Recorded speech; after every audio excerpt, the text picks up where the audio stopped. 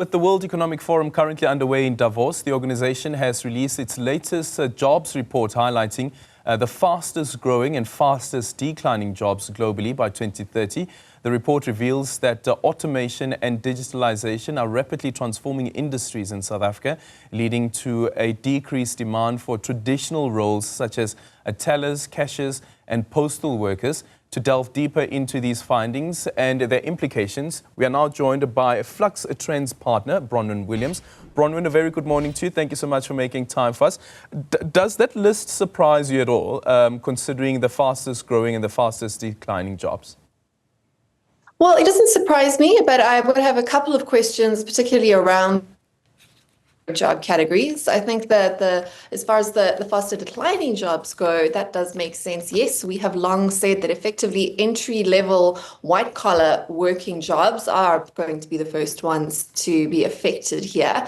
But I would also hesitate to say that the World Economic Forum's list seems to be more optimistic about the higher paid white-collar knowledge worker, IT and tech worker jobs. And I'm afraid that from our perspective, we're not quite so optimistic about that sector of the market.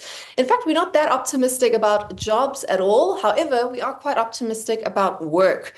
And that is quite an important distinction. What we are definitely seeing across the board and what the World Economic Forum seems to have missed is that even your well-paid, high-caliber, previously very in-demand tech-related jobs from engineering all the way through to data science are already not being hired in the way that they were expected to be hired. I think that Salesforce saying that they're not going to be hiring any more product engineers was pretty much a bellwether there. The points that where income is coming from is shifting, and that this idea of having salaried jobs is becoming more and more rare and more precarious for people working in those sectors. Yeah, I'm looking at, of course, the impact of artificial intelligence, and unfortunately, we can't wish that away. But then, on the fastest declining jobs, accounting, bookkeeping, and payroll clerks, what do you read into that? Because those are some of the white-collar jobs that you were speaking about earlier on, and some people actually going to school, even currently, and enrolling for those jobs, courses relating to those jobs. Yes, and of course there is a lag in the marketplace. When they say they're declining, they're not saying that they're not existing, but just that there are less jobs opening up for those new graduates, whereas perhaps say 80% of them would have been absorbed into the marketplace. Now you'd find maybe only 75% and then 60% and so on. It goes like that.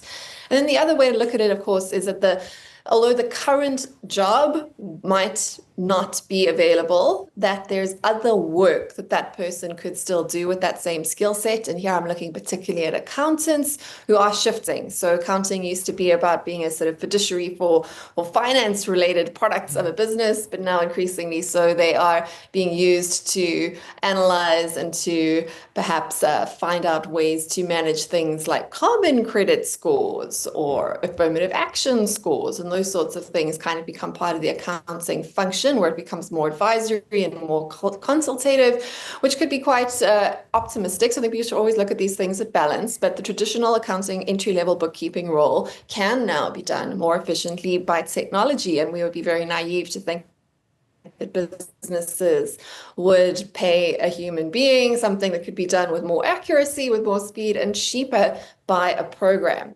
And that's why, in effect, what we're really seeing here is that these, as I said, these sort of mid-tier and, of course, entry-level white-collar, and particularly white-collar kind of spreadsheet or coding-based jobs that are the fastest declining, that have this now shortest half-life, as we call it. In other words, you get a qualification now, you'll find some work for now, but you're going to have to reskill at a faster and faster pace. What's interesting, though, with the South African job market is that we don't actually employ that many people in these sorts of jobs that I'm talking about. We're still a developing economy. Many people work in small and medium-sized enterprises where this doesn't really apply to, where people are all doing a little bit of everything, where people are solving problems. We also, of course, have a large informal sector, which is not all that threatened by these sorts of tools and technologies that are on the marketplace at the moment. So So I think that the big lesson for people to take away here is that the sure thing of yesterday is not the sure thing of tomorrow, and that well-paid jobs and careers of today are not necessarily going to be the well-paid jobs and careers of the future.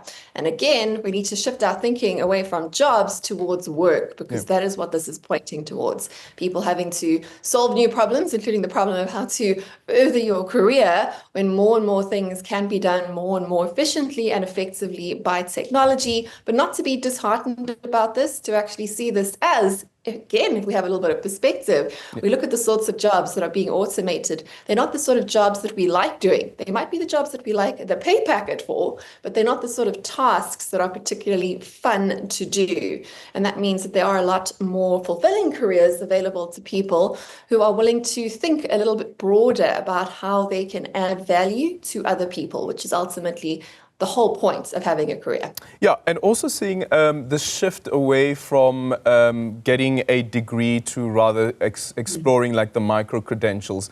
There was a report actually in the business tech, I think about a week ago. South African companies plan to remove degree requirements for certain jobs. So we see that there's that shift already. Yes, and those removing of degree requirements, it's not just, again, for your entry-level jobs, it's across the board. In very advanced economies like Japan, for example, you can join the Japanese space program without having a degree, as long as that you can prove you are intelligent and capable and enthusiastic and have the ability to learn the skills they need for that program. And that, of course, costs a lot less. We know that the return on investment of traditional higher education, like a degree, is falling like a stone. I'm not sure how many of your viewers are aware that as of last year, Generation X, that's sort of like your currently 60-ish-year-olds, are becoming in America the first generation to retire with student debt. If you're retiring with student debt, the effort and time you put into your education has not paid off for you. Whereas, as you're saying, these new faster micro-credentials that you might learn a new skill within a couple of weeks, then are able to apply it into a rapidly changing job market, allow you to have a more flexible, more fluid, and hopefully more fun and fulfilling career too, without getting weighed down with student debt that you're going to be carrying around for the rest of your life. Yeah, so South Africa has its own vulnerabilities when it comes to the job market. We've spoken about that before, and how the basic education is not necessarily preparing the new job entrants for the world of work, and how the world of work is changing. Do you think that a proposal perhaps of how do we protect certain jobs from these technological advances would go a long way in trying to protect the jobs, but could that hamper the economy and also potential investment? Like we've seen, for instance, with petrol attendants. With petrol attendants, you and I go and fill in our petrol, and a portion of that money actually goes to the payment or the salary of the petrol attendant, and that is legislated in South Africa. You're not going to find an automated filling station. Yeah, but we get other service from petrol attendants. So I think that's a sort of a misnomer of an example, because petrol attendants will clean your windscreen for you. They will check your tires. They will do all these things that an automated machine can't. They are providing a valuable service. I would say that's something we are happy to pay for as South Africa, even if other parts of the world aren't. They're providing an actual service and not an automatable service. I would suggest, from an economic perspective and of course from a human development perspective, that subsidizing or protecting jobs that can and should be automated is not healthy for us, or even for that particular worker, because the longer we subsidize or protect a job that is not actually valued by the market anymore, the less time that worker has to reskill in a function that will be valuable to the marketplace going forward.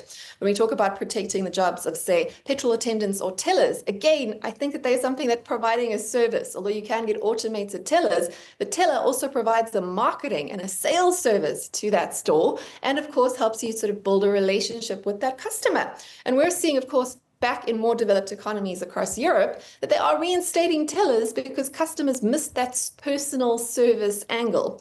So with any sort of business, there is, of course, the service and the intangible sort of value of that position, and then there's the less tangible position. And that's why the sorts of jobs we shouldn't be protecting are jobs in the white-collar, technology-based sector that could be done by a piece of code. If we are protecting those sorts of jobs, we're slowing down our own economy, we're becoming less competitive at a global global level. And again, we're not investing that time that we are spending subsidizing a function that we don't need anymore. That time and effort should be spent in subsidizing and in investing in micro skills and new skills development for all those affected workers. So I would certainly encourage any policymaker looking here, take every rand you would have spent paying a salary or paying a contract for a job function that isn't competitive at a global scale, take that money and invest it in high return on investment skills development, not wasteful degrees, like I said, that have a poorer and poorer return on investment for society and for the individual, but in these high return skills that are market fit for today and for tomorrow, and get ready to do it again. We can all have multiple careers and have quite fulfilling career portfolios going forward if we take that optimistic, pragmatic, proactive approach. I love that. Multiple careers, a career portfolio. Bronwyn Williams, their Flux Trends partner there, on this report that has been released by the World Economic Forum. I just quickly want to mention this. So of the top fastest declining jobs, number 1 is postal services. Number 10, door-to-door sales workers, news, and street vendors and related workers. Guys, it's time for us to go and get some micro-credentials as well and start building this portfolio.